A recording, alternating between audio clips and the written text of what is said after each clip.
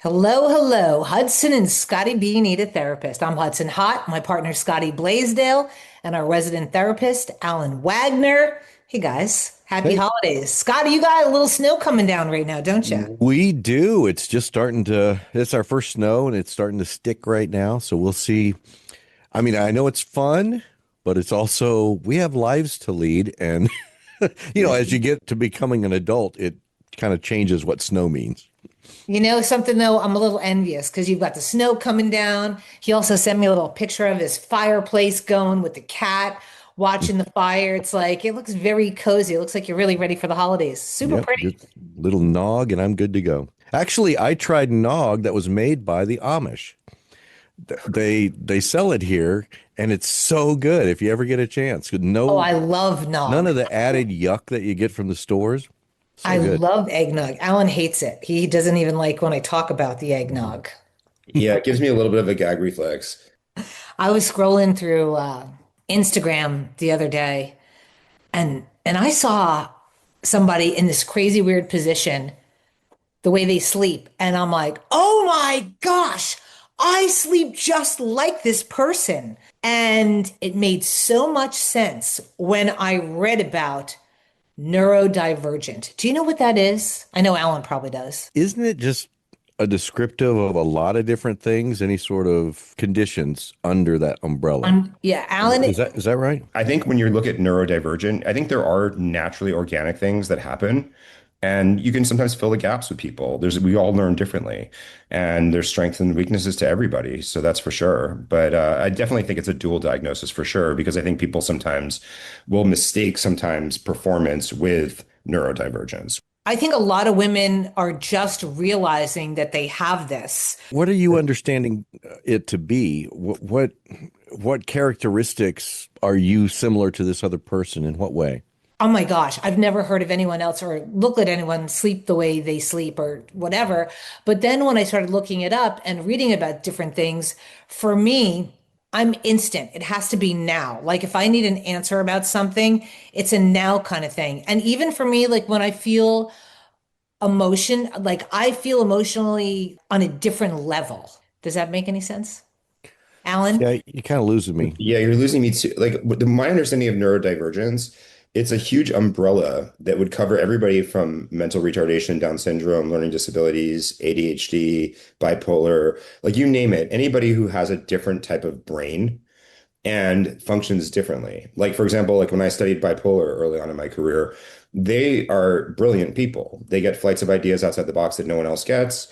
They also burn a lot of So energy, does a which will neurodivergent. lead, but they are a neurodivergent.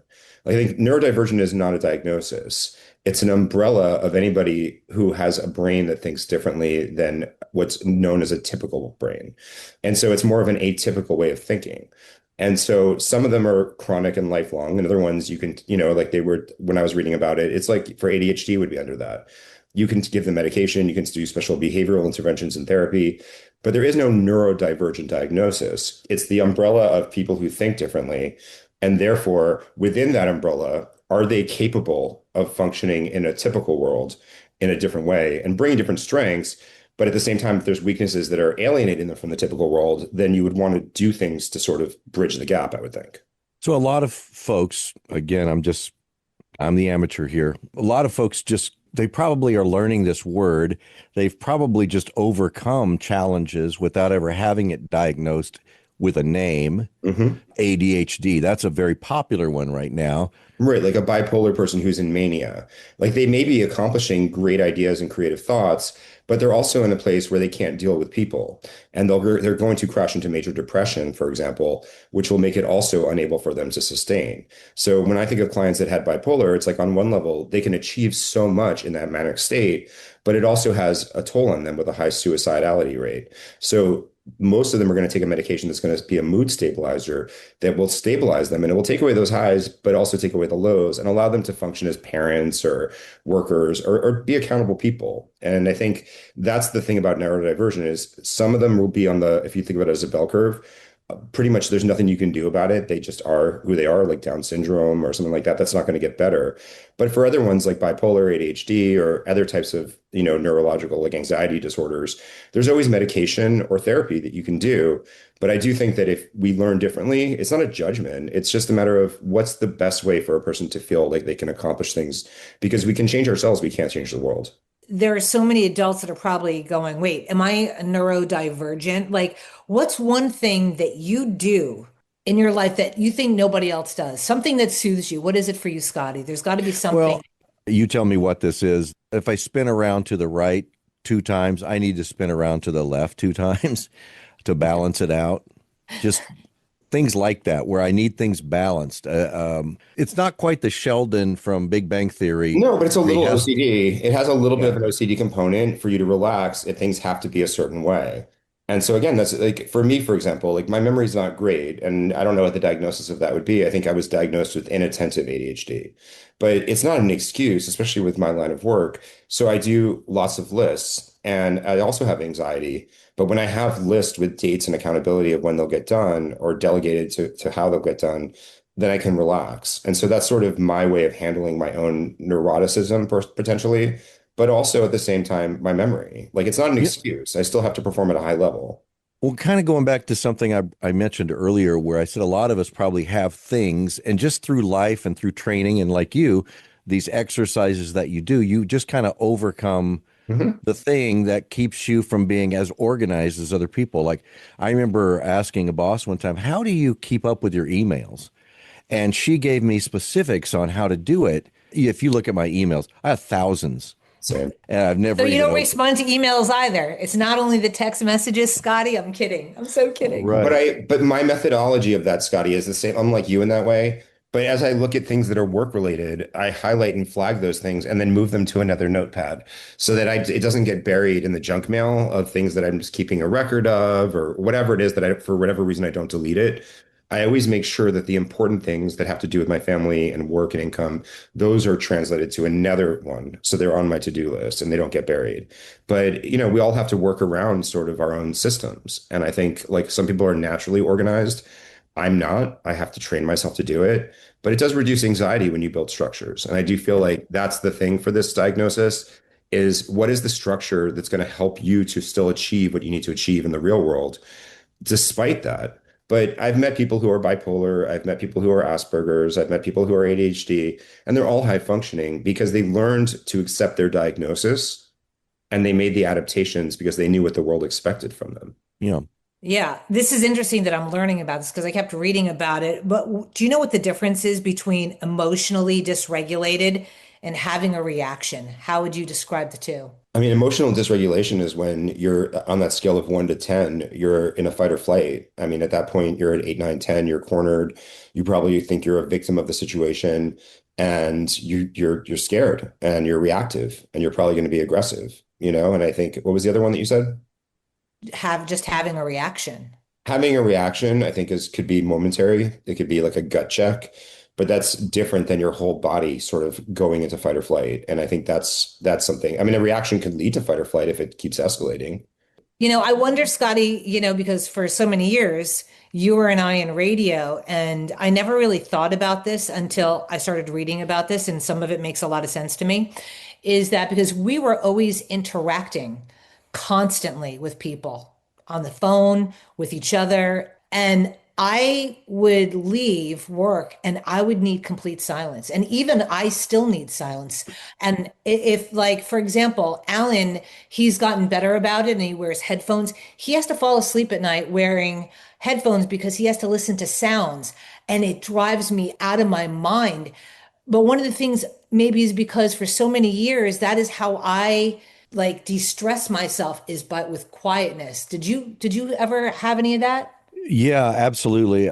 I just called it being fried and mentally fried. I would leave the show. Sometimes we have other things to do after the show. So you Right. stay in the moment, you stay in that heightened state of reaction. Because if you think about what we did on the radio, we had a topic, but it was conversations and drawing people out in their stories, and you're working in your mind Your all the brain. time, and you're pushing buttons, and you're trying to take care of clients, and you're doing all this all for 4 hours, 4.5 hours, and then you just are done. You have nothing else to give. I would get home and it'd be like, oh, it's time to play with the kids, and you're like, I'm sure it's like this for other jobs too, but we weren't as physically tired as we were mentally. Mentally, yeah, it was the mental. Yeah, so I always try and wonder why I can't take the sounds. Do you guys have to turn down your radio when you're lost?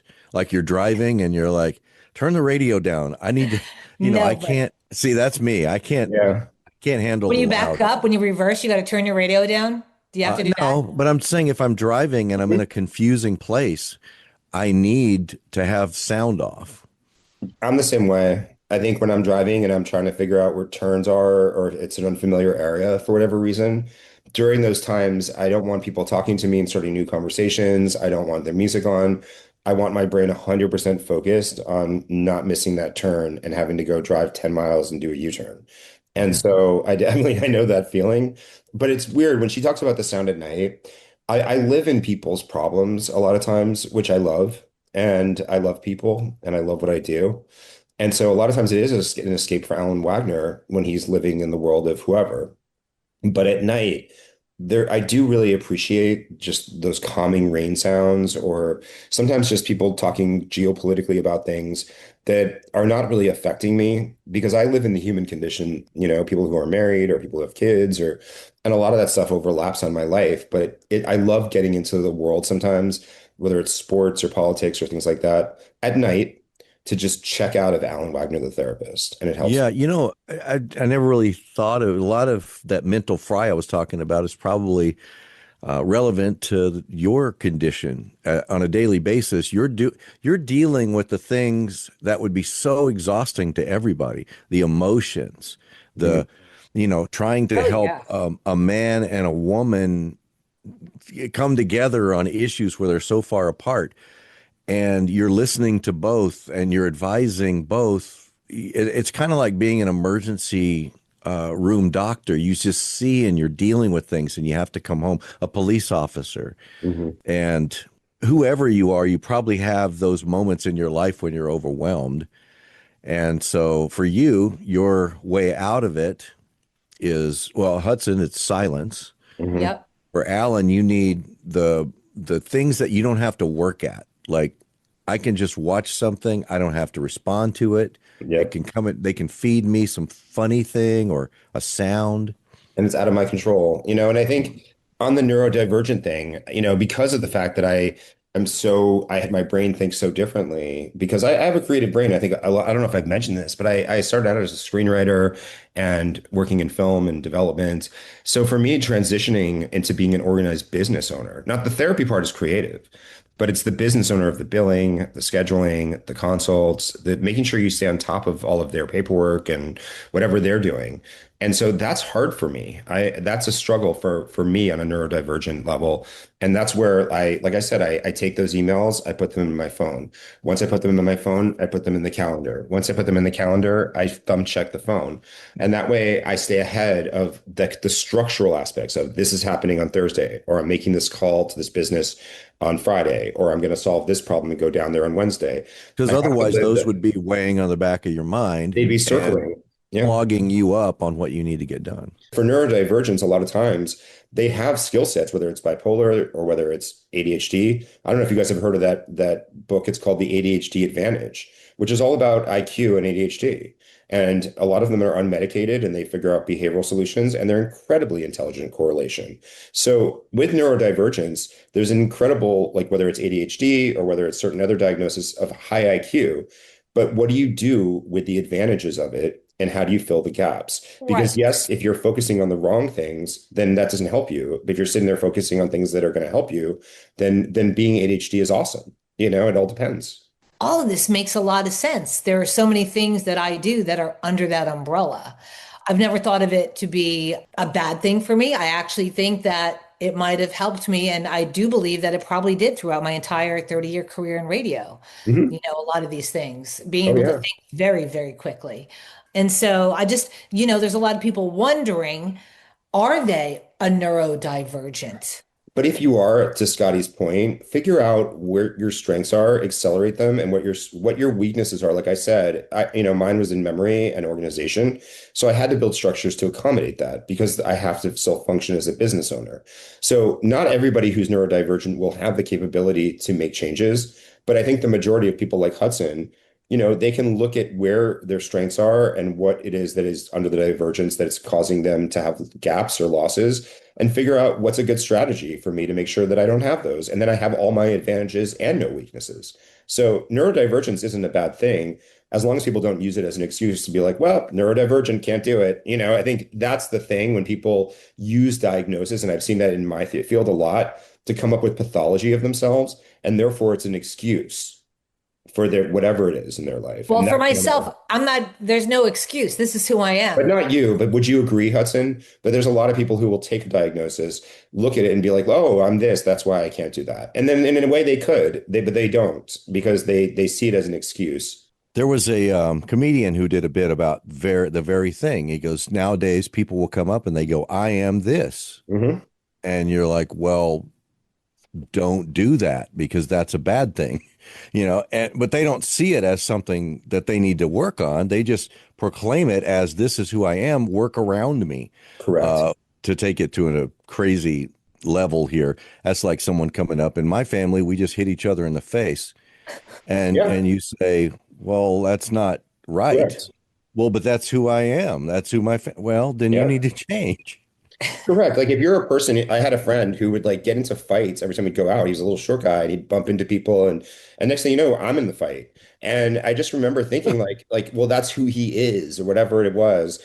I don't have to be around that. Like that's not what the culture wanted. The culture wanted people to be friendly, talking to girls, being normal, not to go in there being a tough guy and getting thrown out of a bar, getting into a fight outside. But again, if this person doesn't adapt to how they see the world, then at that point it's on them. I think we all have to look at it differently if we want to succeed. We have to decide what our objectives are. You can be neurodivergent, but know what your diagnosis is. And again, if you're Down syndrome or mentally retarded, which you're probably not if you're listening to this, that's a different story. But the majority of things that I see under neurodivergence, therapy or medication, and being able to own that diagnosis is the first step. That's right. I appreciate that. I think it's one of those things where if you've identified it, then why do you stay that way? Correct. Can't, or are you doing anything to help yourself and those around you by getting the help you need? Yeah, Yep. or are you just being that I'm going to punch you in the face because that's who I am person? Yep. Right. Yeah. Yeah, that's a good metaphor. Interesting. Somebody is listening is going, huh, I wonder if I am. Well, you know what? You're not broken. I see it as a powerful tool, actually. So, with that being said, make sure you like, subscribe, share this podcast with your friends, tell them to like and subscribe. It really does help us out. I'm Hudson Hott. That's Scotty Blaisdell, Alan Wagner, our therapist. Hudson and Scotty B need a therapist. Thanks for listening. Peace in the chicken grease. See you. See you guys.